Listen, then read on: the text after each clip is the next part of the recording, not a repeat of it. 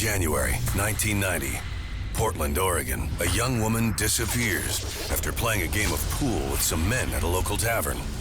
Days later, her body is discovered, the victim of a brutal rape and murder. But there are no clues to the identity of the killer. We didn't get a lot of reports about someone missing that turned out to be a homicide. What looks like an isolated murder case becomes the first in a string of grisly crimes, one of the worst serial crimes in Oregon's history. If there was a level of horror, it was that this man appeared to kill for entertainment.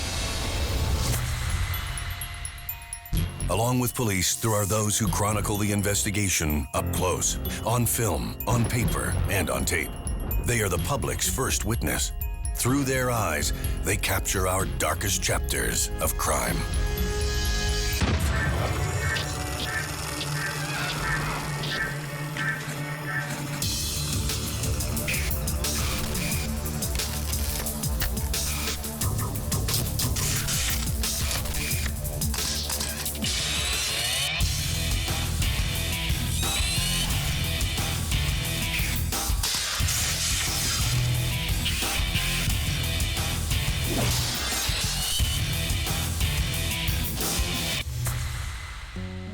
January 1990, Multnomah County, Oregon. This peaceful area of the American Northwest is covered with forests, rivers, and ravines. The central part of Multnomah County is the city of Portland. And when you get about 12 miles east of Portland, you get into what is known as the Columbia Gorge, which has been designated as a scenic area.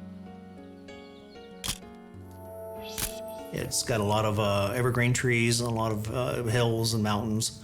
And it's a very pleasant area. Despite being one of the major urban centers for the region, Portland enjoys a low crime rate. Crime was actually coming down in those years because for about the last 30 years, violent crime in particular has diminished. Considering the population, our murder rate is actually rather low. Most of the Multnomah County locals live a laid-back West Coast existence. One of those locals is Tanya Bennett. A 23-year-old woman who lives with her mother, Tanya is described by her friends and family as a free spirit. My understanding is that she was a very friendly type person. She would approach people that she didn't know and strike up conversations. January 21st. It's a damp day in Portland. Tanya grabs her umbrella and purse and heads to the B&I Tavern near Interstate 5, hoping to hook up with some friends. She meets a group of men who invite her to play a game of pool with them. Hours later, Tanya leaves the bar, possibly with one of the men she'd been playing pool with. I think she got attracted to going to bars and drinking because it was a way she got reinforcement for her personality. She was, by all accounts, a very nice young woman, but unfortunately, she also had a habit of leaving places with people, with men, and there were people that knew her that were concerned about that behavior. When Tanya doesn't come home the next day, her family becomes concerned. There was a strong feeling that maybe she had just wandered away, and I think initially there was some serious doubt whether she'd met with any foul play. January 23rd. After 2 days, Tanya still has not turned up. But the investigation into Tanya's whereabouts is cut short when a local student makes a gruesome discovery.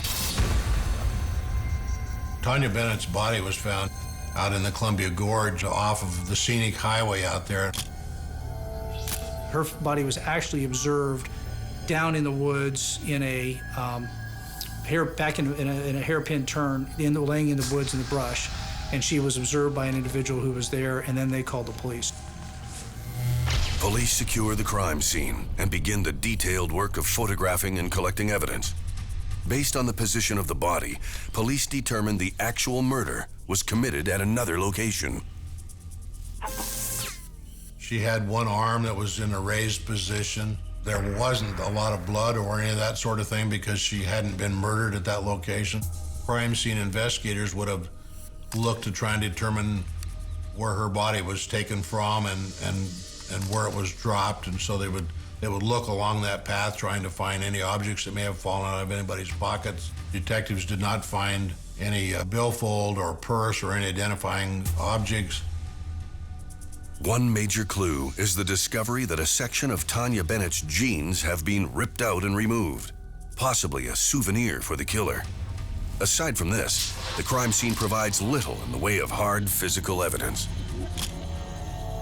It's very difficult to collect good physical evidence from a dump site because that's not where the murder occurred. It may have been that the victim was transported in a trunk or a car, and so the individual might stop right there alongside the road, push the body out, and be on their way. So there's really no other associated evidence right there at that scene. The body of young Taunja Bennett is carefully removed for a full autopsy. Her body shows obvious signs of trauma from being beaten, and the marks around her neck indicate possible strangulation. I attended Taunja Bennett's autopsy in January of 1990, collected physical evidence, the clothing items she was wearing. I collected tape lifts from her body. Those items then were brought back to the laboratory from the medical examiner's office, where I then was tasked with conducting examination of those physical evidence items. The autopsy reveals nothing that links Taunja Bennett directly to her killer. The lack of evidence makes it difficult for authorities to identify the body. It is only after a news report of the discovery that a positive ID can be made. It was after some media coverage that Taunja Bennett was identified because I believe her mother came forward and said, "My daughter's missing."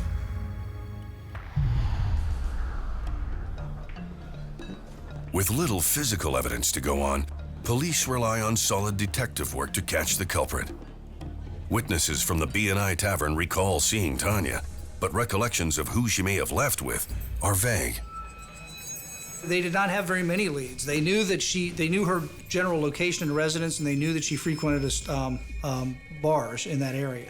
They believed that she had left the bar in the presence of someone, but they had no physical description. Your hope is that you find the car that was used or the actual murder scene itself, in which case you might find more evidence that actually associates it back to another individual. Both residents in the area and local authorities react to the violent crime with disbelief. Generally, missing people came back home rather soon, and so missings that turned out to be deaths was a pretty unusual occurrence. Investigators appeal to the public, asking for Tanya's killer. Within a few weeks of the murder, they really were not receiving much. There were people who had been in the area where the body was found that thought they had information to contribute to it, but it really all ran into nothing. February 5th, police get a break in the case. The sheriff's office received an anonymous phone call. A female called up and indicated that she knew who had committed the murder, and she named a name. Police are quick to respond to the tip. Investigators were delighted that these anonymous calls were coming in because they hadn't, at that point, they really hadn't identified anybody as a suspect. The caller is a 57-year-old woman by the name of Laverne Pavlinek. After leaving 2 anonymous messages, Pavlinek comes forward with her story. At some point, Laverne called up and identified herself and says, "I'm Laverne Pavlinek, and I'm living with John Sosnovsky, and I think John is responsible for the murder of Taunja Bennett." It's the call police need to move ahead with their investigation. When you get a break in a case, there's always an adrenaline rush. And so to get that sort of a phone call, particularly if the person on the other end of the line seemed credible, it's very exciting. The story Laverne Pavlinek tells police details the shocking rape and murder of an innocent young woman, all at the hands of Pavlinek's live-in boyfriend. But there is more than one killer involved in Laverne's story, and many more victims.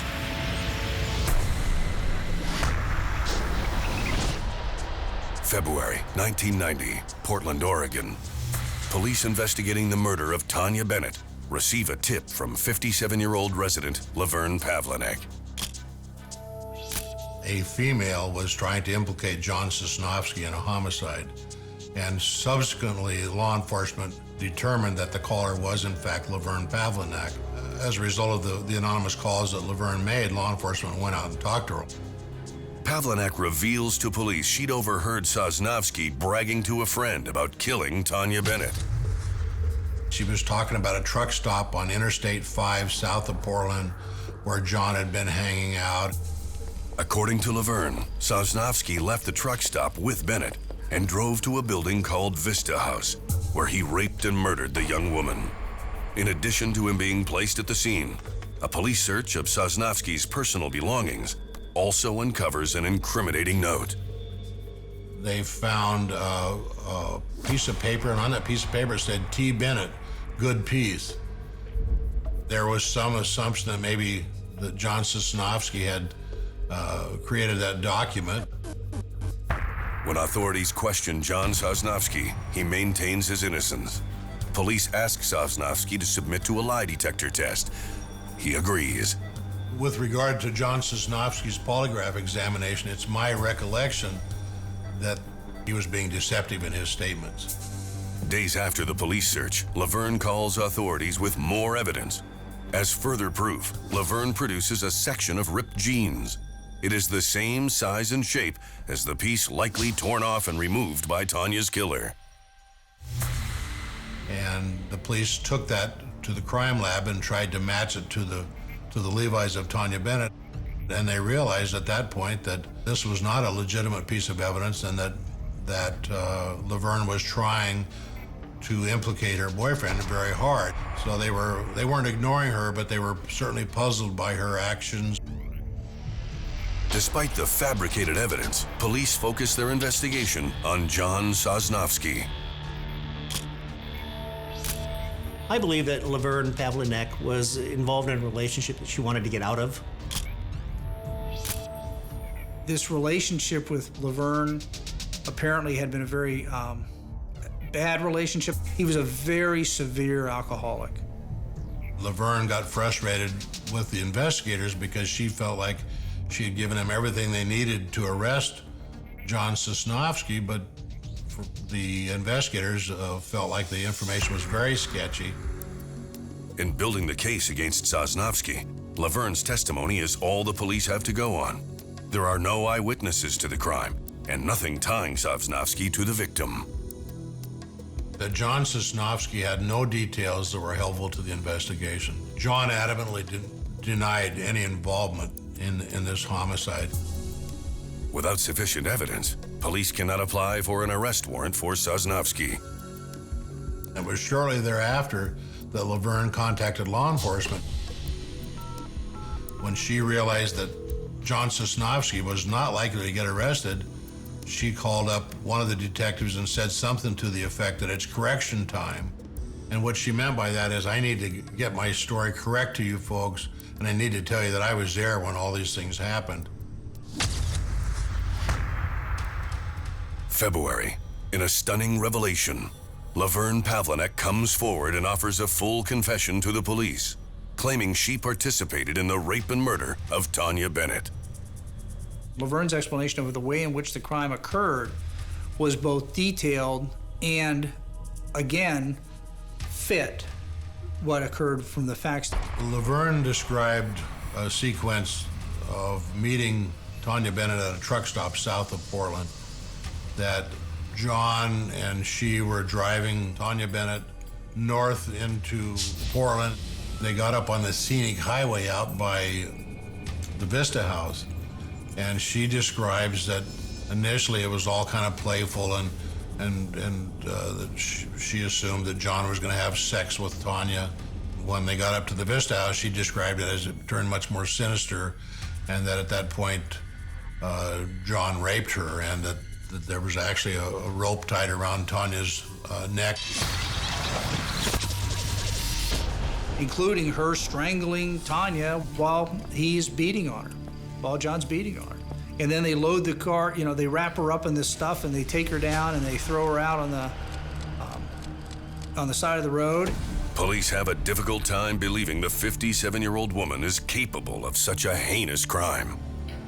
After she confessed, she looked like everybody's grandmother. She was very soft-spoken, a very mild-mannered, pleasant woman who had not led a life of crime. So it was a real puzzle to the investigators when she started trying to say that she was involved in a homicide. To ensure Laverne is telling the truth, police devise a plan to test the validity of her confession. The detectives investigating this case took Laverne for a drive, and they said, okay, Laverne, tell us where you dumped the body, where you and John dumped the body. She was placed in the back seat. They watched her very carefully so that she couldn't observe the odometer, because it became common knowledge that this body had been dumped 1.5 miles from the Vista house. When she got out to the area where the body was dumped, she got out of the car and pointed to the exact spot where this body was dumped. And that was presented to us by the detectives, that there's no way in the world anybody could have found that body. Up until that point, it was very difficult to believe that she was involved in a homicide. And when she did take him to this dump site, it was really hard to discount her story. Armed with this information and Laverne Pavlinek's confession, police now have enough evidence to apply for an arrest warrant from the prosecutors. And at that point, this was all on tape. The detectives are saying that, my God, we've got a tape statement from this woman who says she was there when this crime was committed. They went and talked to the prosecutors. Jim McIntyre said, well, where is Laverne today? And they said, well, she's still at home, and said she just confessed to a murder. You need to go arrest her. News of the couple's unusual arrest spreads quickly through the county. And it was so strange because you had the killing of a young woman, you had a couple that was originally involved, and most murders are committed by one person. It happens in real life so rarely that this became a really fascinating case, both for reporters and for the public. It's pretty unusual for an individual to implicate someone that they know well as themselves in a murder crime.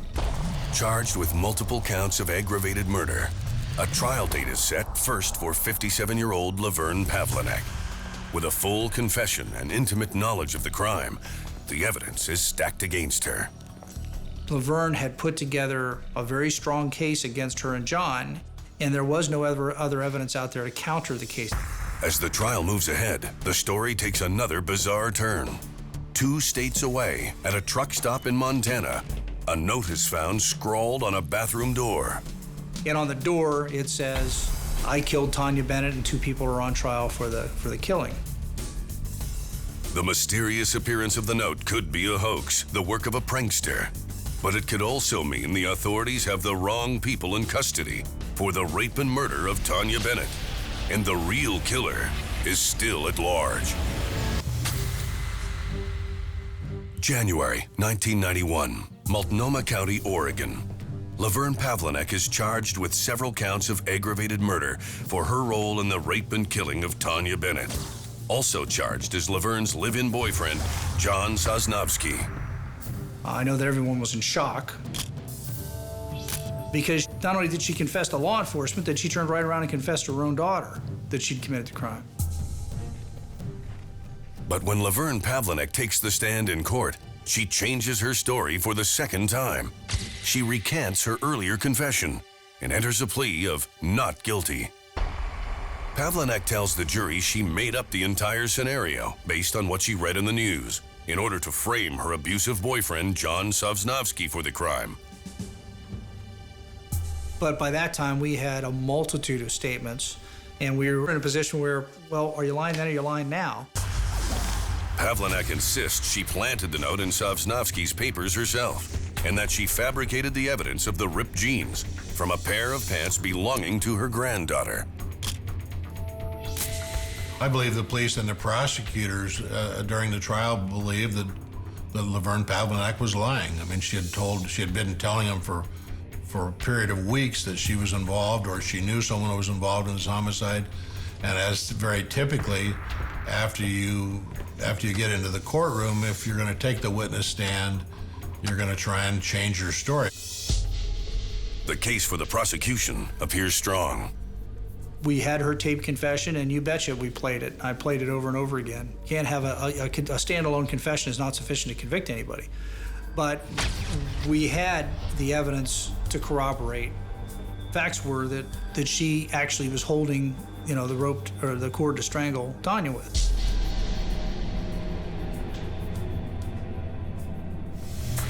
January 31st, 1991.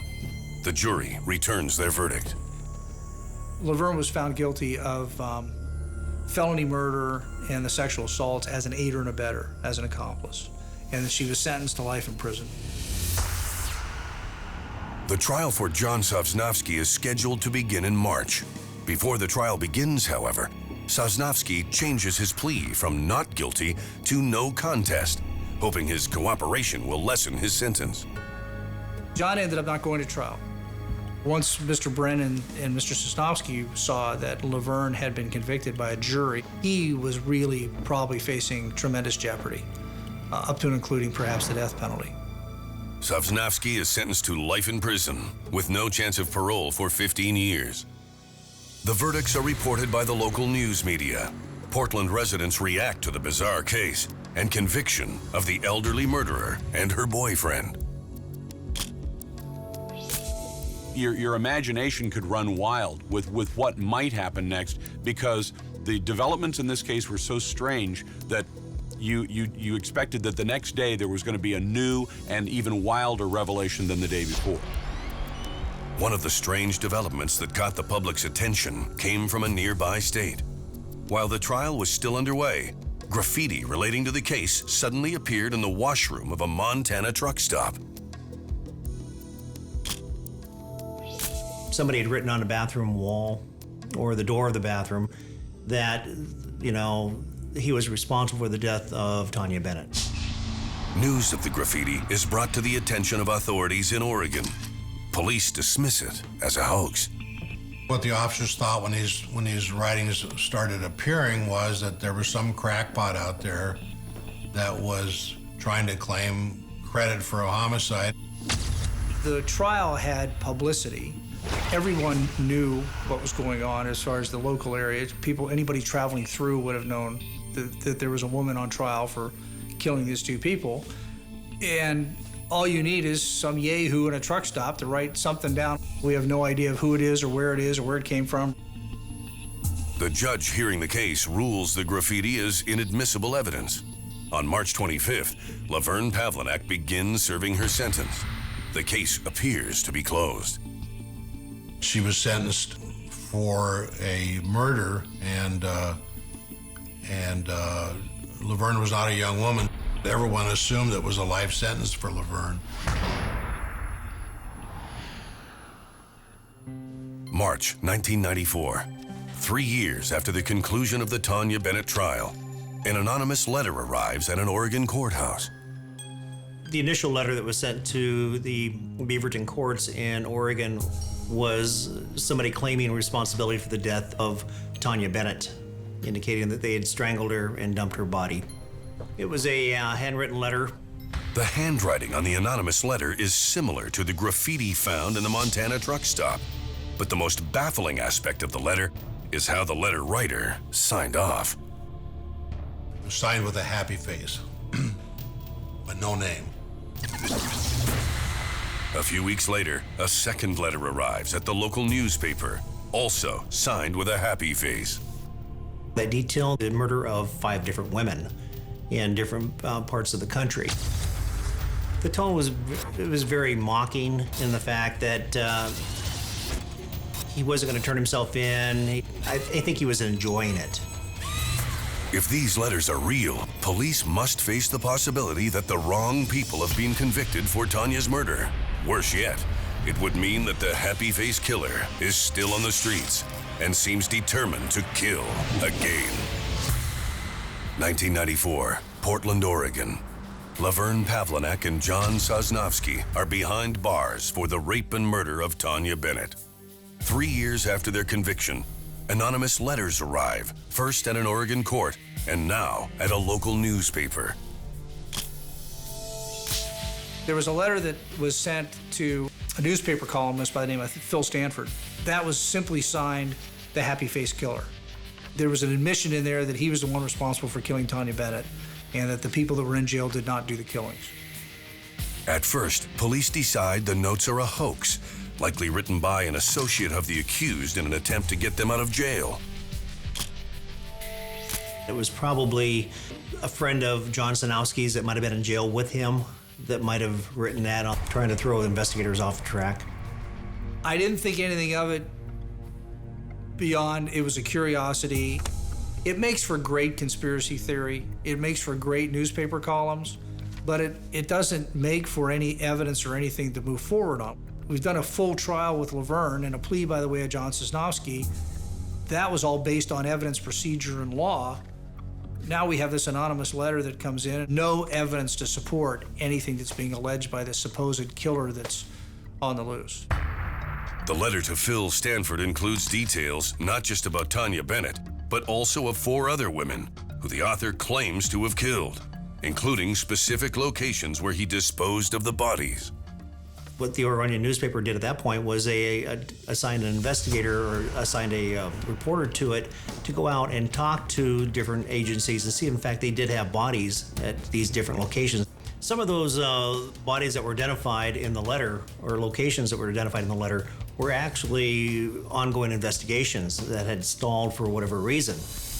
Included in the letter are details about the killings not made known to the public. For example, one of them indicated that he stepped on her neck to make sure she was dead. Another one indicated that there was a big-breasted blonde that he had killed. Another one indicated that he tied her with duct tape.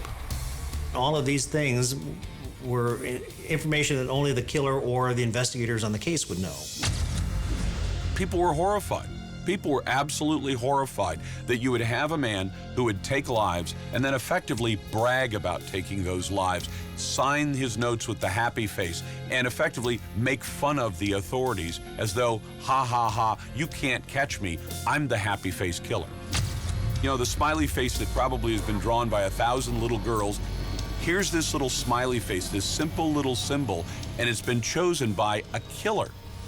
With news of a possible serial killer still at large, there is considerable pressure on police to sort out the facts in this increasingly confusing case and ensure the community is safe. Authorities do not have a lot to go on. We had nothing to connect all the dots with all these investigations. We knew there were bodies at different locations, but we had no common thread that ran through all of them. We had no physical evidence that we could take from one to another case. March 11th, 1995. The body of 41-year-old Julie Ann Winningham is discovered on a heavily wooded riverbank near the Columbia River. The discovery of another victim, killed and disposed of in a manner almost identical to Tanya Bennett, could prove to be the common thread investigators need to connect the murders. She was naked with her back against underbrush that kept her from rolling downhill. So it was obvious that she hadn't walked there, and the fact that she was naked suggested that she'd been dumped there. Crime scene investigators secure the scene and begin to collect evidence. I was tasked with evidence collection and documenting where Julie Winningham's body was located at. And from there, combing the area for any other kinds of physical evidence that might link her or a suspect to that location or to her. And from there, it went to an autopsy. She had on her face and around her neck little bits of tape residue that we immediately suspected tape or duct tape had been over her mouth. With the late afternoon sun disappearing behind the trees, crime scene investigators are losing precious daylight. They decide to remove the body for further examination. Her body from there was moved to the Clark County Medical Examiner's office, where it was examined by the forensic pathologist for other signs of evidence. There was a sexual assault evidence collection kit that contained various samples, some of which were swabs taken from Julie Winningham, and there was also a vial of blood that was taken from Julie Winningham at autopsy. The results of the autopsy reveal Winningham was raped and murdered. The cause of death, strangulation. Once Julie was identified by her fingerprints, a number of detectives went out to try and contact her family or any known associates. I believe the Clark County detectives' leads started bearing fruit when they determined who Julianne Winningham had been dating, and I think that's was their big break in this case. Julianne Winningham, according to her mother, had arrived at her residence previously, probably about 2 weeks before, 2 o'clock in the morning. She had this humongous person with her who she identified as Chris at the time. We didn't know who Chris was. All we knew was that he was a long-haul truck driver.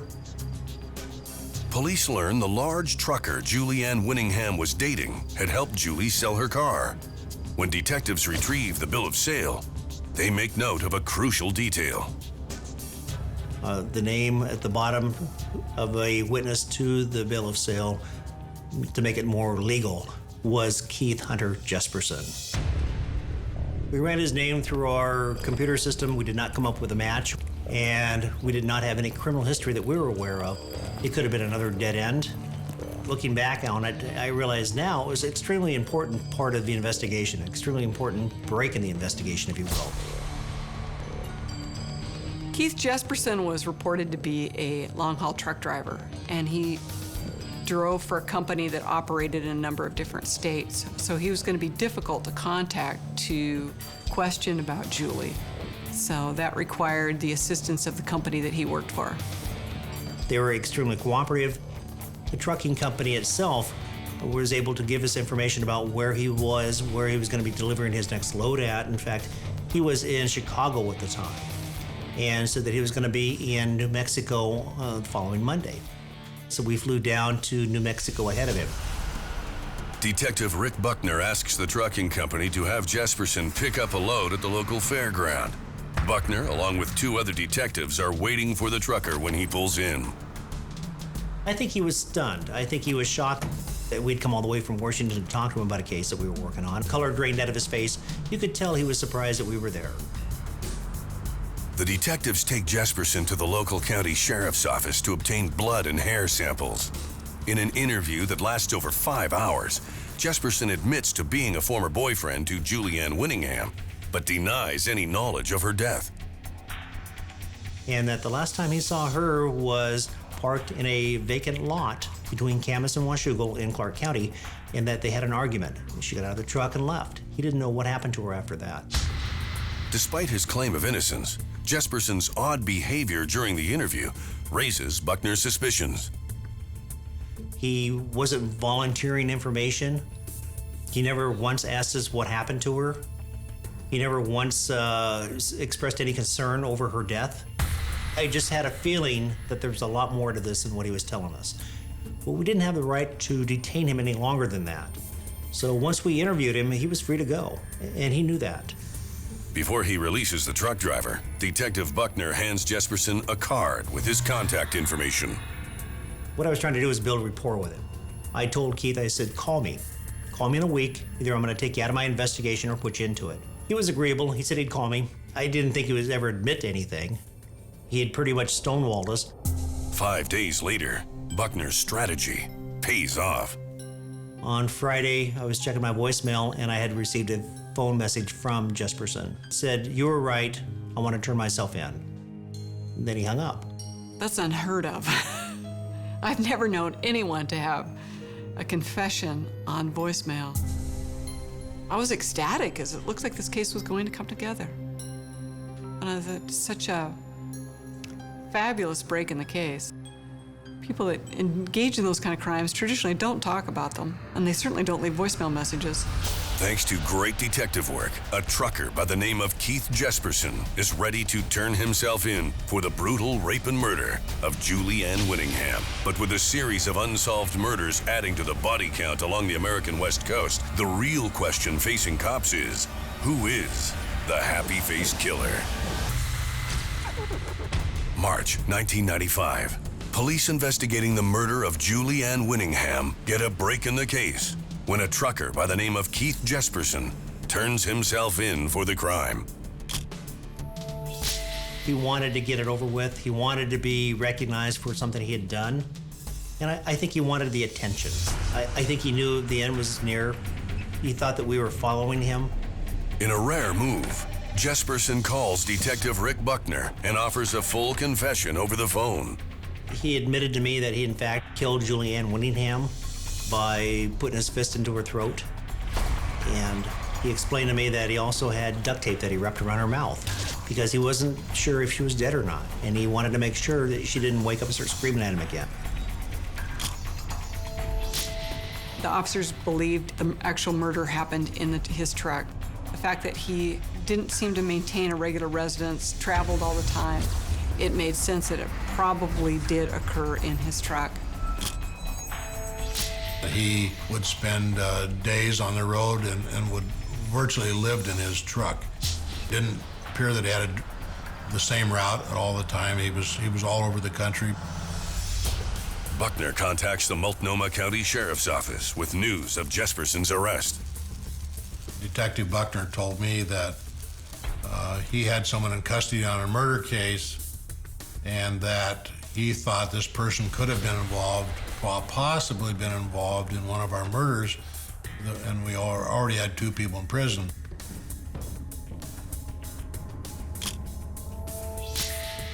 The first time I met him was in the Clark County Jail. I mean, he's a big guy in stature, very soft-spoken, very, very straightforward appearing, looks you right in the eye, can joke with you. The day I met Keith Jesperson, it was like meeting a big farm boy. He did not have the usual trademarks of criminals that I was very used to dealing with. In addition to the confession, detectives retrieve a letter that Jesperson had written to his brother. I did tell him at one point, I said, Keith, I said, you owe it to your family to let them know what happened before they read about it in the papers. He said, Rick, he says, don't worry about it. He says, I've already sent my brother a letter. We recovered the letter from his brother and turned it over to us. The letter was, in fact, an admission that he had killed 8 women.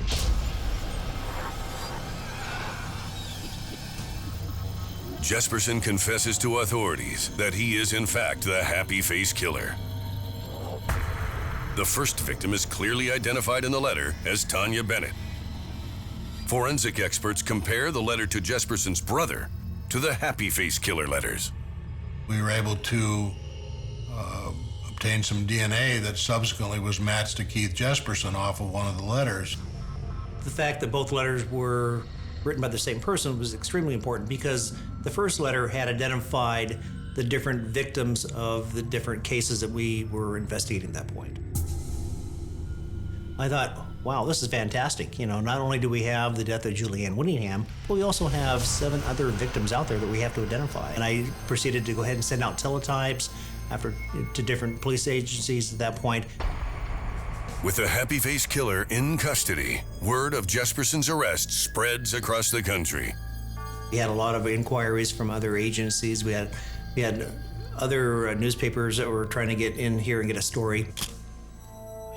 But to have a murder that allegedly was committed by 2 people is especially unusual. To then have those 2 people convicted, sent to prison, and then to have another person implicated in it, completely off the charts unusual. So very strange, very different.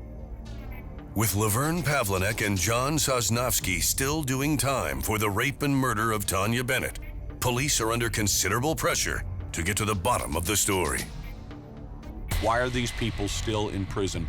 If somebody else did this crime, shouldn't he be in prison? Shouldn't they be freed? And that's an enormous pressure. When the news media, when the newspapers lead and the television and radio then repeat those stories, that puts a lot of pressure on law enforcement. Authorities focus their efforts on getting the truth of what actually took place that rainy night 5 years ago. They begin with Jesperson's confession. He claims that he picked her up at a bar, had taken her to his apartment, or his house. They wanted to have sex, or he wanted to have sex with her, and she commented about, just hurry up and get it over with. At that point, he lost it because that reminded him of his ex-wife, and he just put his fist in her throat. Detectives are certain that Keith Hunter Jesperson murdered Taunja Bennett. Unfortunately, they are at a frustrating impasse. They still lack any hard physical evidence to strengthen their case. Everything that he provided them, as far as her description, how she was dressed, everything could have been information taken from the newspapers, information that anybody would have known. It wasn't until we were able to bring forth evidence that only the killer would know that Jesperson was able to provide to us. As they did with Laverne Pavlinek, police take Jesperson for a drive to the crime scene and ask him to indicate the exact spot where he disposed of Bennett's body. When he showed us the spot where he had claimed to have dumped Taunja Bennett's body, he didn't pinpoint the exact spot. He was within several hundred yards, but he didn't pinpoint the spot. Discouraged by Jesperson's inability to locate the site where he left Tanya's body, the detectives turn the car around and head back to the sheriff's office. Then, Jesperson does something unexpected. He stopped. He goes, well, I think I threw her purse out in this area. Well, that was the very first. We had heard about the purse. That was the first time after hours and hours of talking to Jesperson that we got what we considered to be a nugget. Investigator Chris Peterson recruits some search teams to have the area examined. The search reveals no trace of evidence. And they didn't find anything. And so he said, I'm going to send him out one more time. So he sends him out one more time, and on Saturday night, he calls me, he pages me, and I return the page, and I get him on the phone. I said, so what's up? And he says, are you sitting down? I said, yeah, what? What's going on? He says, I got Taunja Bennett's driver's license in my hand. So it was certainly an emotional experience because up until that point, I was writing that I didn't think Keith Jesperson was involved in this homicide because I had virtually nothing to connect him to the homicide. But the one single point of the driver's license at that location, under those circumstances, with everything else he gave us, because we now know Jesperson's good for this murder. The discovery of that purse and Jesperson leading them to it made that such a convincing case, the authorities had no choice but to pay attention to it and then to go back and re-examine what had happened to Sosnovsky and Pavlinek in the original case involving Taunja Bennett. Investigator Chris Peterson works to get the Multnomah County DA acquainted with all the intricacies of this complex case. He knows they have an uphill battle ahead. But the reality of it is, in the United States, once someone's been convicted in a courtroom by a jury, it's virtually impossible to change that verdict. Certainly anonymous letters were not going to change the outcome of the case. But the Taunja Bennett driver's license was found in underneath 5 years of blackberry growth, and that was what changed the direction of this case, and that's the only reason that John Sosnovsky and Laverne Pavlinek were ever released from prison. November 1995. With Jesperson offering a full confession and guilty plea, the mysterious murder of Taunja Bennett is finally solved. Because he's also, he's a targeted serial killer. He didn't just want to kill you or me or anybody he ran into. He had a group of people that he was killing, and Taunja Bennett was fit that group. I don't think Keith Hunter Jesperson should ever be released. I think he's a danger to society. Here's a man that's killed 8 women that we know of, and he enjoyed killing. Would he ever stop? I don't think so. I don't think he should ever walk free among people again. After serving 4 years for a crime they did not commit, Laverne Pavlinek and John Sosnovsky are free citizens once again. It was pretty incredible wake-up call that people can be sent to prison for something they didn't do. For those personally affected by the happy face killer, life will never be the same. Julie Winningham had children. They no longer have a mother. She was 41 years old at the time. So it's a lot of years that her family was deprived of her company. Julianne's family was traumatized by this whole incident. Her son had a hard time dealing with it. Well, it's got to be rough. I know that if I called my mom and said, hey, I need to come wherever you are, she would have accepted me. That's what I missed the most. And it's hard to accept, but I got to be able to move on, or else he'll always win if I don't move on. I'm proud that I survived, and I did it in my own way, and I'm talking because someone needs to speak out for victims. For all those working the case, it will be an experience not soon forgotten. When Laverne Pavlinac lied and constructed this whole case against John Sosnowski, the investigation of the death of Tanya Bennett stopped. Who knows what would have happened if Laverne Pavlinac would have never chosen to lie and stepped into that case?